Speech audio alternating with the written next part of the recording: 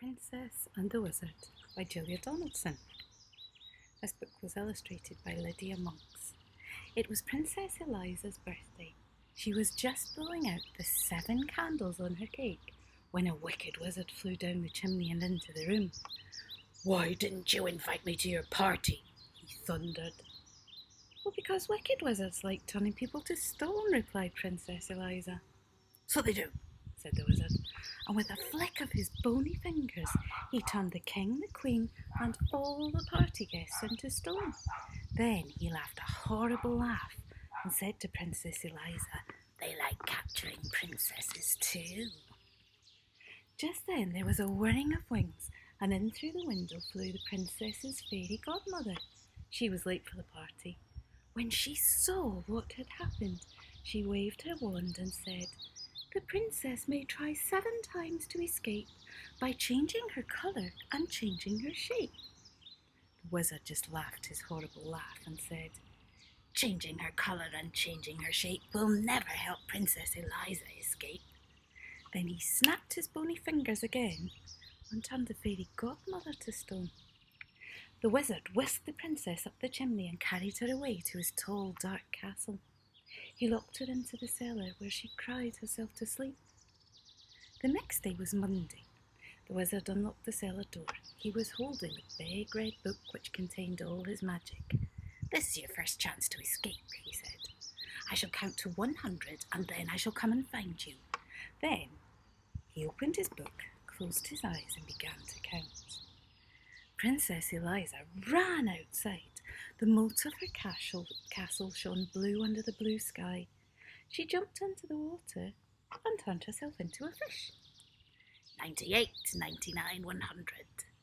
The wizard opened his eyes, looked in his magic book and read, "To find where Eliza is hiding from you, look in the moat for a fish that is blue."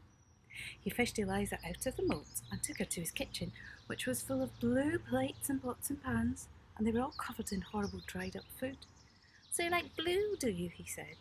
"Then set to work and wash," and he locked her in. On Tuesday morning the wizard unlocked the kitchen door. He looked at the clean plates and pots and pans and grunted. "Chance number 2, he said. Then he opened his book, closed his eyes and began to count. Princess Eliza ran to the farmyard, turned herself into a yellow chick and hid in some straw. But the wizard read in his book, "The straw in the farmyard is yellow and thick. Princess Eliza's disguised as a chick." He scooped Eliza up and took her to a cupboard which was full of yellow socks. They all had holes in them made by his pointy toenails. "So you like yellow, do you?" he said. "Then set to work and darn." And he locked her in. On Wednesday morning the wizard unlocked the cupboard door, looked at the darned socks and grunted. "Chance number 3, he said. And he opened his book, closed his eyes and began to count. Princess Eliza ran to the meadow. She changed herself into a green grasshopper and hid among the grass blades. But the wizard read in his book, "The grasshopper princess is easily seen, chirping away in the meadow so green." He caught Eliza in a net and took her to his green bathroom. The bath, basin, walls and floor were covered in the wizard's slimy toothpaste. "So you like green, do you? Then set to work and wipe." 3 more days went by. Each day the princess tried to escape. On Thursday she turned herself into an orange fox and hid in a pile of leaves. On Friday she turned herself into a purple butterfly, fluttered in purple flowers. On Saturday she turned herself into a black cat and lurked in a black tunnel.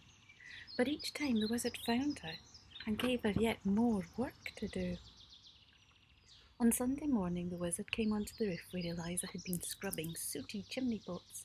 Instead of grunting, he laughed his horrible laugh. "Ha! This is your last chance," he said. "If I catch you this time, you must stay and work for me for the rest of your life." Then he opened his book, closed his eyes and began to count. Princess Eliza turned herself into a white gull and flew up into the cloud. But as she hovered above the roof where the wizard was still counting, she saw the magic words forming on the page. "So that's how he finds me," she cried. "I shall never escape." We know the power of reading. Then she had an idea. She turned herself into a page of the wizard's book. A perfectly blank white page with no writing on it.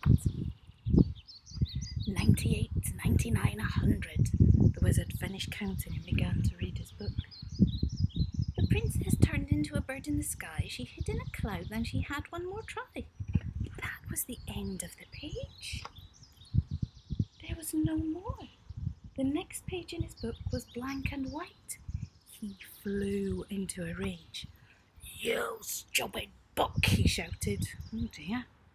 Then he took his book and hurled it into the moat. The book landed with a splash and sank to the bottom, so the wizard's magic was gone. At that moment in the palace, the king and queen and all the party guests came back to life. "Where is Princess Eliza?" they asked each other. Nobody knew anything except the fairy godmother, and she only smiled and said nothing. Princess Eliza had turned herself from a white page into a blue fish and was swimming in the edge of the moat. She turned herself into a yellow chick and ran across the corn in the farmyard. She turned herself into a green grasshopper and hopped over the grass. She turned herself into an orange fox and raced through the orange leaves. She turned herself into a purple butterfly and fluttered over purple flowers. She turned herself into a black cat and streaked through the black tunnel. Then she turned herself into a white bird and flew all the way back to the palace and in through the window. She perched on a chair at the tea table and changed herself back into a princess. The king and queen and all the party guests hugged her. Then Princess Eliza cut her birthday cake and everyone had a sleep.